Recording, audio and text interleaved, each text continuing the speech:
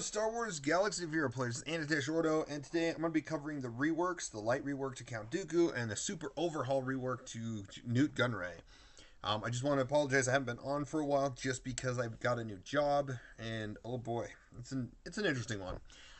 So I'm still getting into the new scheduling for that, so bear with me on that. But all right, let's get into this, and we'll see where things go. So Galaxy of Heroes Clone Wars campaign continues with updating kits of Dooku and Nute and their different leadership abilities. Obviously, every leadership tends to be always different, sometimes similar. Count Dooku's tune will see him continuing as a countering prowess or powerhouse that he always has been, but now has a better choice of a leadership. And I'll definitely get to that. And then Nute Gunray's character identity is getting some big changes. He extorts his opposition to fulfill his agenda and forcing his opponents to choose between two bad options. So that's definitely a thing. So yeah, Nute Gunray is now different. His unique also has a Zeta, as before his unique did not have a Zeta, but now it will. So that's always good. So he's definitely a dark side support, leader, scoundrel. He's still a scoundrel. But he's definitely not. He might be better to run under a scoundrel team, but not as good as under a separatist-led team, because his kit's more built for that. But he could use. There could be some time where he might be useful in a scoundrel team, like maybe under Kira or if Lando ever gets reworked, the regular Lando. So yeah, we'll have to go into that. So hard bargain got rid of cowardly shot, which that's just so much better. Oh, I'm sorry, wrong one. The looks are way different. But hard bargain deals physical damage target enemy that part's the same. And if the target had extortion, reduce the cooldown of motivate by 1. And then dubious dealings. So he's got this hologram thing. That's cool. Grant the extortion ability to target enemy, and if they already had extortion, grant it to the weakest enemy that does not have it. Then inflict speed down on all enemies for 2 turns and grant 20% max health damage. Oh, and deal 20% max health damage to each enemy with extort, which can't be evaded. So it gets around foresight. Take that, Yoda. Enemies who have extort grant profit to allied separatists. Okay, so with extort, removes extortion, recover 10% health, and grant separatist enemies profit. Oh, so they do recover health. Oh, okay, so it's like an ability, I think. So they would actually activate it to remove it, recover 10% health, but separatist enemies gain profit. 10% crit chance and crit damage per stack, 50% max total until the end of battle. So it gets up 50% crit chance, crit damage. And then again, if you really look at it, his leadership used to have like the 50% crit chance, 55 crit chance. So that's where they threw it, essentially. Motivate. Dispel all debuffs or dispel all buffs on target enemy and increase their cooldowns by 1, which can't be evaded. If the target had extortion, call another separatist ally to assist. So that's cool. Or call all other separatist allies to assist. I'm sorry, I'm reading all these wrong. So that's good. So he has a mass assist ability, which is nice. So we needed one for separatists. Separatists don't have it. And if you have Droidica and he's super slow, he's going to do some massive damage. So that's good. But that's only if the target had the extort, just so you know. All right, and leader is backroom subterfuge, and I think that was, yeah, that name stayed the same. That's good. The name stayed the same. But separatist allies have plus 15 speed and potency for each enemy with extort. While Nute Gunray is alive, each enemy that ends their turn with extortion dispels their own buffs and grant extortion to another random enemy who doesn't have it. Each enemy who doesn't, yeah, that's interesting. So they just start dispelling buffs. So Yoda will dispel his buffs before he grants any buffs, kind of thing. That's kind of interesting. But they have to have extort. And the interesting thing about this leadership, unless it becomes very useful, doesn't really like start anyone with extort at the beginning, or have a chance to have them during their turns. At least that, yeah. So unless they decide to bring Rune Hako in to have assistance or synergies with Nute Gunray, we'd have to see. So his Zeta, Viceroy's Reach, I think that was still the same. No, Shrewd Tactics. Screwed Tactics. You're screwed. Anyway, sorry. Whenever the Separatist ally inflicts a debuff, they also deal 5% max health damage to that enemy, which can't be evaded, which for some characters it's reduced, so that's good. Like Darth Malik, etc. And enemies with Extort have negative 30 speed and offense. So that's good. So anytime, as long as he's active, and I think that's the part with the Zeta, we'd have to see.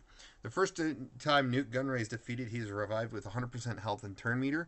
Each time Nute Gunray is revived, he stealths for 2 turns. So I think if he gets revived like old Daka wise, he's stealths for 2 turns. But the first time he's defeated, so at least he dies and comes back.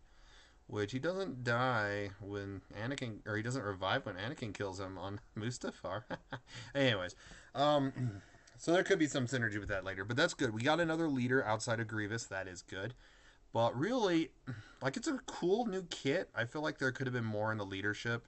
But then again, it was set up as an Omega, not a Zeta, so that's probably why they didn't. But yeah, we'd have to see. So the kid I'm kind of really excited for is Count Dooku's. So I'm gonna go ahead and pull this up under Count Dooku. There we go. So this is what his original looks like. So we'll go into it. So deals physical damage to each enemy, or not each enemy, to an enemy with 50% chance to attack again. These attacks have 25% chance to stun for a turn and to inflict ability block for 1 turn. Dispel or debuff chances are doubled against Jedi, and it can't be countered. Here's the better part of it. Deals physical damage to enemy with a 50% chance to attack. Again, that's still the same. Double if the target is a Galactic Republic instead of Jedi. Because he was more known to attack a Galactic Republic, even though he's killed a few Jedi here and there and fought against some Jedi. He was mostly dealing with Galactic Republic. So he got a nerf, but at the same time he got a buff as well. Anyways, these attacks have a 50% chance, instead of 25% chance, to stun an ability block for 1 turn. And can't be countered or evaded. So it used to be not be able to be countered, but now it can't be evaded. So that's good, because he was, with Makashi, the fighting style he's used to, the really, really precise fighting style. So I could see why he, they added that. And so that part's a buff. The majority of this, his basic is a buff, except the Jedi part. But against, a lot of most of the Jedi in the game, minus the few that are Old Republic, he's going to do attack again. So that's good. Force Lightning. Shock target enemy and deal special damage and stun them for 1 turn. This attack has 50% chance to shock and stun. It used to just be stun. It used to be just stun them randomly. Doubled against Jedi. This one's also doubled against Galactic Republic again. But a chance to shock and stun. So there's going to be some shock synergies. Which makes me wonder if there is going to be ever with Palpatine, Darth Nihilus, Dooku, Bastila Fallen, and then some random tank like a Shore or Sith Trooper. Just running the show with shocks abilities, because when an enemy is shocked under Palpatine, they take some extra damage and stuff like that. Will we see that? I don't know. But now his new ability, which is what I was hoping for Count Dooku, because Count Dooku I can only ever see one variation, unless they ever decide to add a Jedi version of Count Dooku before he fell to the dark side. So this is the Master Makashi. And I like that they really went to town with this, because the ability is exactly like how he does it in Attack of the Clones, but it's also what they used for Battlefront 2. So that's really cool. But anyways, he dispels all debuffs on himself and gains repose, whatever, for 2 turns. And then all non-tank Separatist allies gain 15% turn meter and stealth for 2 turns. So that's good. And then the repose or something, attacks out of turn, ignore protection. Can't be copied. So that's interesting. I think could be better wording. I don't know if it's anytime he attacks out of turn he ignores protection, or just he assists as well. I don't know. But yeah, that's a cool ability.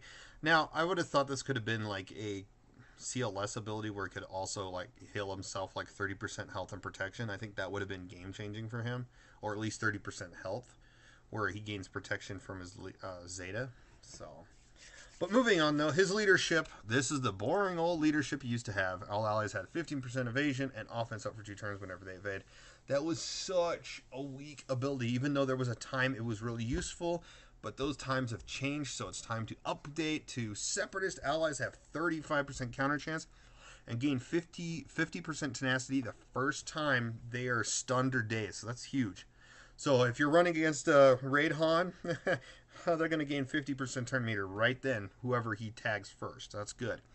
50% tenacity. So, but the only thing I don't like about this is he has 35%. Like the last few counter leads we've gotten with Gar Saxon and CLS has been 50. They took this one to akin to be like I'm a Gun Die, where it's 35%, which is kind of, I don't know. I feel like a counter chance led team should be 50%. Counter a little bit more, but still, regardless, it's pretty good. We're gonna have, this means Droideka that can hit hard, being really slow, is gonna hit, you know, he's gonna hit hard. He's gonna hit hard. So it also makes me wonder, will they ever have a droid meta with Count Dooku as the lead?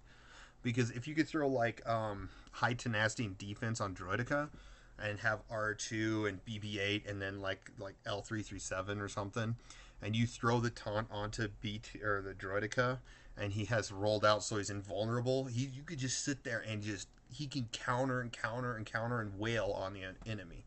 That would be something to think about. Anyways, going on to the rest of the kit. I'm sorry.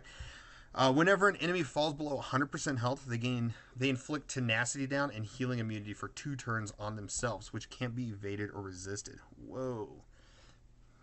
Tenacity down and healing immunity. And all Separatist allies... Oh, whenever an enemy, sorry. I was getting it confused with the allies. Anyways, and then Separatist allies gain 10% offense, stacking to 50%. So that's good. So you can get them knocked down, especially with the counter effects between like Droideka and Dooku and whatnot. You're gonna be really good.